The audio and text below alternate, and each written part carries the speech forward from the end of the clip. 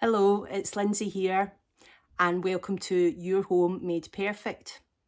In this series, I'll be sharing some of my top tips from over 30 years of my experience in the interior design and building industry.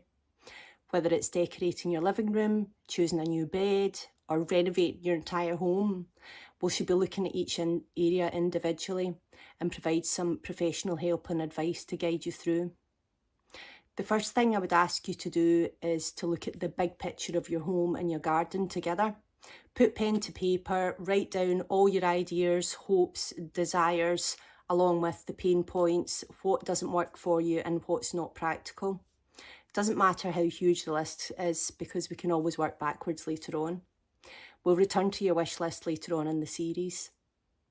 You may be imagining a large open plan kitchen dining room, or maybe you have no idea on where to start when you're planning an extension. Perhaps you're short of inspiration for decorating your bedroom. In this series, we will cover many areas to make your home perfect. I hope this helps. Bye for now.